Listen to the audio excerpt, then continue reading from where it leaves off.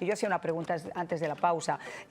Ayer se produjeron unas imágenes realmente lamentables de una turba de individuos, presuntamente del Tren de Aragua, que llegaron incluso a secuestrar a varios residentes en Aurora, de un edificio de Aurora, muy similar a lo que ocurrió este pasado verano, y que un vecino, de forma valiente, captó esas imágenes, pudo enviarlas a las autoridades se presentaron y detuvieron a 14 de ellos, completamente armados y además con las manos, como quien dice, en la masa, porque estaban bajando por las escaleras personas que pretendían llevarse para ser posteriormente extorsionadas sus familias. Ya no hay cómo ocultar evidencias. Ya no es que los medios conservadores lo estaban tratando de meter el miedo y que estaban tratando de decir y conseguir votos para estas elecciones. Las elecciones pasaron y eso está ocurriendo, Pacho. Tiene que cambiar de alguna forma esa visión también de los medios de comunicación y estamos viendo las primeras bajadas de pantalones importantes en esos medios que hasta este momento acolitaban a la administración actual, olvidándose del código deontológico de informar. Sí, pero déjame ir antes al tema de migración y criminalidad. Claro que sí. Porque la migración se convirtió en un instrumento político y de seguridad nacional que utiliza Venezuela, que utiliza Cuba. Cuba con los Marielitos empezó usándolo así. Y Nicaragua para mandar criminales, para generar disrupción en la frontera, para crear el caos. Y tengan la absoluta certeza que los venezolanos van a decir, si usted no nos deja quedarnos, si usted no nos arregla nuestro problema, le vamos a mandar 7 millones de venezolanos más y quién sabe cuántos criminales. Ellos viven de eso. El Tren de Aragua y Hezbollah tienen unas relaciones impresionantes que se construyeron en Caracas, en Venezuela. Entonces, el tema de seguridad nacional es brutal y es muy importante de atender y cierto. Bueno, vamos a retomar la señal con Pacho. Voy a pasar mientras tanto con Helen, mientras recuperamos esa señal, porque es muy interesante lo que estábamos conversando con Pacho, Helen, y es precisamente ocultar de repente todos estos problemas a la seguridad nacional, que no deja de ser seguridad nacional, esa migración como chantaje también de dictadores como Maduro, como Díaz-Canel, anteriormente como los Castro o como Ortega en Nicaragua, pero particularmente esto que ocurrió en el día de ayer, quiero decir, clama al cielo. Efectivamente, yo creo que es tan importante lo que dijo Pancho en cuanto a lo que tiene que ver con esa red que comienza de Venezuela y lleva hacia, que implica Cuba, Venezuela, Nicaragua, México, tantos países que atropellan a esos países en el camino con la criminalidad, en parte que se queda en esos países. Nicaragua es un lugar crítico en lo que es esa ecuación, desafortunadamente, lamentablemente, y que termina en México. Esas son parte de las conversaciones que va a tener el presidente Trump cuando tome posesión el 20 de enero.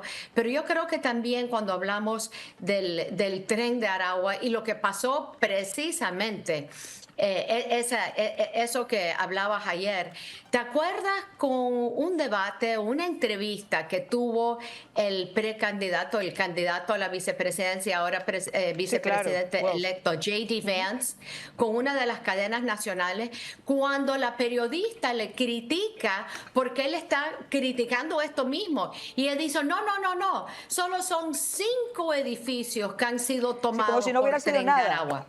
Como quien dice nada, y J.D. Vance le dice, si fuera ¿tú te escuchas? ¿Tú te escuchas? En Estados Unidos de América, 5 edificios han sido tomados por una pandilla extranjera y a ti te parece poca cosa. ¿En qué mundo vivimos? Y yo creo que eso es lo que el pueblo escucha y busca con esta nueva administración. Alguien que mire y que hable con sentido común, que primero no vamos a aceptar que ninguna pandilla, ya sea estadounidense, mucho menos Tren de Aragua, tome posesión de un edificio de apartamentos en Estados Unidos, que ponga la vida en peligro de nuestros residentes. Y eso incluye también el cambio que ves con la votación y el número de hispanos, de latinoamericanos, hispanos en particular, que ven en esta administración una voz que los escuche, porque ellos son los primeros afectados por Tren de Aragua y todas estas pandillas, porque se esconden en las poblaciones en donde se predomina el hablar español. Y entonces ellos son los primeros afectados y es donde ves un número significativo de aquellos que han votado a favor del presidente Trump esta vez. Y has visto un cambio electoral, no solo con el hispano, el votante hispano, lo ves con el votante negro americano también. Y estás viendo que el mismo joven de 18 años a 30 años ha dado un porcentaje y un apoyo mucho mayor para el presidente Trump, porque queremos recobrar el sentido común en nuestra política. Queremos poder tener una economía fortalecida. Y el presidente va a usar a la economía como una estrategia para poder ganar camino. Lo dijo el presidente Trump el otro día en cuanto a Venezuela, por ejemplo, que Venezuela iba a aceptar a los criminales que iban a ser deportados de Tren de Aragua. Y si no, iban a tener repercusiones muy importantes a nivel económico. El presidente Trump no es de comenzar guerra tradicional. Pero guerra económica, sí. Pero bueno, quiero decir, guerra avisada no mata soldado en cualquier caso. Yo creo que él está siendo extremadamente claro y con una transparencia que puede molestarles a quienes están en contra de eso, pero obviamente este pueblo en las urnas necesitaba precisamente esa transparencia y eso es lo que estamos todos teniendo. Ahora, Pacho, se nos había cortado la señal. Muy interesante lo que estabas comentando de la inmigración como chantaje, incluso los chantajes migratorios que ya hiciera Castro, que ahora están repitiendo todos estos individuos en Nicaragua y en Venezuela, pero sobre todo esa realidad que cada vez es menos posible poder ocultarla. Pero mira, este chantaje tiene un elemento aún mayor que es el envío de criminalidad. Las cárceles las soltaron, Colombia lo está viviendo. El Tren de Aragua también se convirtió en una organización criminal con mucho poder en Colombia. Fueron a Estados Unidos, están allá cometiendo toda clase de delitos, pero no se te olvide, el Tren de Aragua tiene una relación con Hezbollah que se construyó allá en Caracas, en Venezuela. Entonces no es solo esta criminalidad, sino es una criminalidad asociada al terrorismo también. Ese es un elemento que no se ha visto de ninguna manera y que es importantísimo verlo. Uno. Dos, hace unos pocos meses llegué al aeropuerto El Dorado en Bogotá y vi una cantidad de africanos y una cantidad de personas que decían uno, ¿para dónde van? Iban a Nicaragua. Y de Nicaragua iban, o sea, Nicaragua se ha convertido en un elemento fundamental. Entonces, pues, Trump tiene que entender que el tema de estas autocracias, si no lo resolvemos, van a seguir siendo un problema en materia de seguridad nacional, seguridad local y migración. Ese es digamos, el mayor riesgo que tenemos y creo que, y la mayor esperanza, porque yo creo que tanto Trump como Waltz en Seguridad Nacional y como Marco Rubio en el secretario de Estado entienden eso. Entonces hay ese aire y hay esa esperanza. Esperemos que sí. Ahora, Helen, yo hablaba también un poquito del cambio. Todos estamos preparados, todos estamos deseosos, todos estamos esperanzados. Y cuando digo todos, no estoy hablando solamente de conservadores y de republicanos. Palpa la gente afuera, hay algo diferente. No me preguntes qué es, demócratas, independientes, que tienen la esperanza de ese cambio, porque hemos visto cómo iba nuestro país poquito a poco si no se paraba esta situación de una forma drástica. Los medios de comunicación. Hoy Bezos está reuniéndose con el presidente, la segunda fortuna más grande de Estados Unidos, dueño de Amazon, que ya dijo en el Washington Post que no iba a apoyar a ninguno de los candidatos. Hemos visto como muchos de sus grandes detractores en los medios han ido poquito a poco agachando las orejas y diciendo, a ver, ¿cómo me acomodo? A ver, ¿para dónde voy? ¿Eso es real? Yo creo que sí, en cuanto, no es que sean sinceros en querer cambiar, o sea, lo tienen que hacer a la fuerza, ¿no? Y lo que hemos perdido, y has tocado en algo importante, Marianne, la importancia del periodismo, tener un periodismo pulcro. El periodista naturalmente es agresivo en el buen sentido de la palabra, en cuanto al gobierno, en cuestionar. Pero cuando tú tienes un gobierno de izquierda, ya sea Biden, Harris, ya sea Obama, dejan de cuestionar. Solo cuestionan agresivamente cuando tienen un líder como el presidente Trump, como el más recién republicano que tiene. Pero es que lo notas cuando tratan a los congresistas, a los senadores republicanos por igual.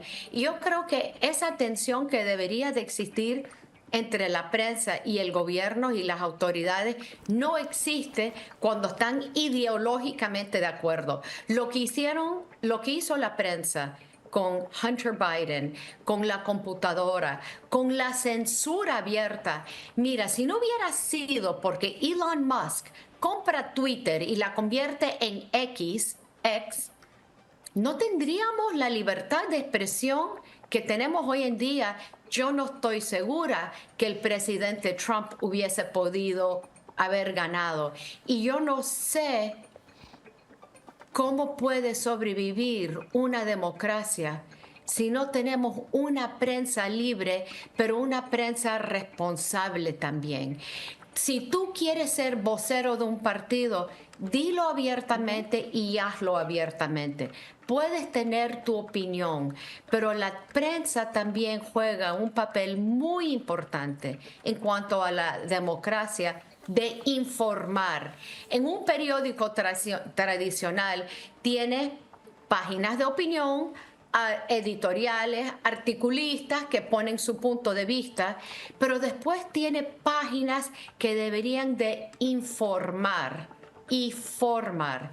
Eso se ha perdido muchísimo en el país y se nota. El ataque que le hicieron al New York Post con la censura de Hunter Biden antes de las elecciones del 2020 fue a propósito para ayudar a Biden a ganar. Lo que hemos visto con el periodismo nacional en Estados Unidos es una vergüenza, pero creo que la gente está alerta y el público está respondiendo.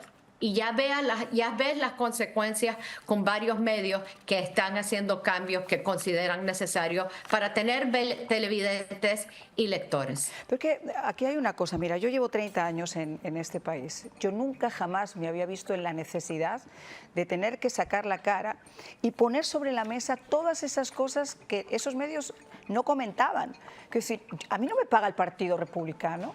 Yo no soy demócrata, soy periodista, pero si yo como ciudadana, olvídate de mi profesión, llego a mi casa y me pongo un noticiero y otro noticiero y cojo los diarios y hago una búsqueda de una noticia y resulta que me ponen 17 noticias antes en redes y en los titulares de la televisión no me lo cuentan y en la otra televisión no me lo cuentan, eso se llama desinformación descarada, eso se llama activismo, eso se llaman líneas ideológicas. Yo tengo que mostrar el equilibrio, así al señor demócrata ahora de turno le moleste que yo sea la primera que lo pone sobre la mesa, porque esa es mi responsabilidad.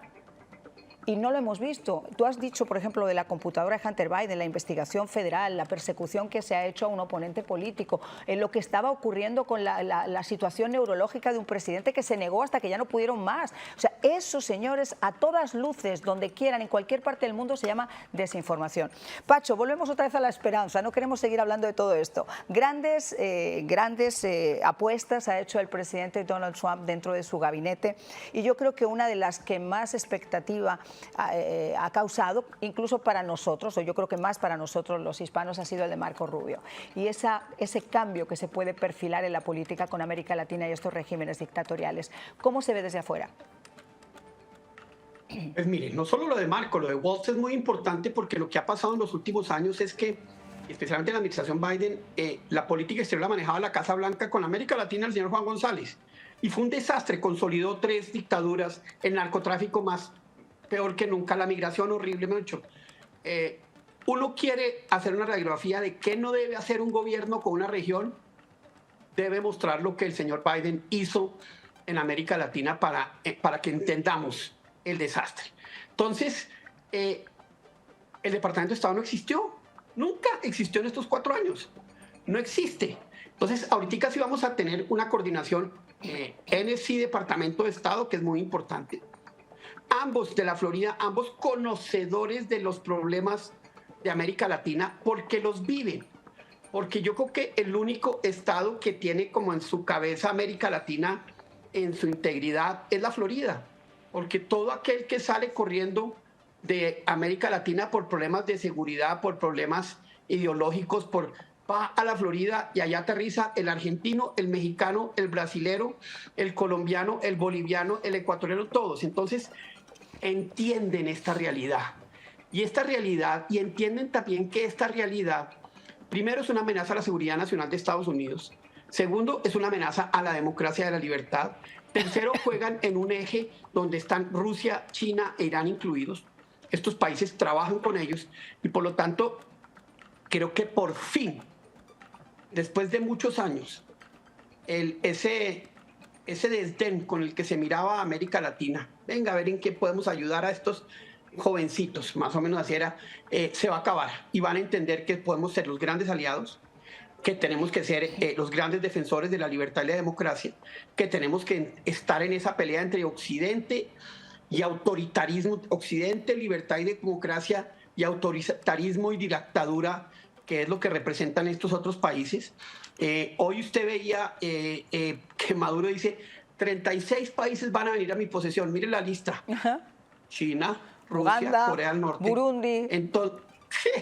Entonces, esto lo que tiene que ver es con una pelea ideológica, política y económica, donde Estados Unidos por primera vez nos va a ver como una gran opción de inversión, de migración seria, de intercambio económico y sobre todo de lucha por defensa de la democracia y de la libertad, cosa que durante la administración Biden no solo no existió, sino que se le dio mucho poder a los autócratas, lo mismo que pasó en la administración Obama, que no nos olvidemos que le abrió las puertas a Cuba diciéndole, venga, entre acá, cuando Cuba estaba haciendo todo tipo de desastre en la región. Entonces, eso va a cambiar.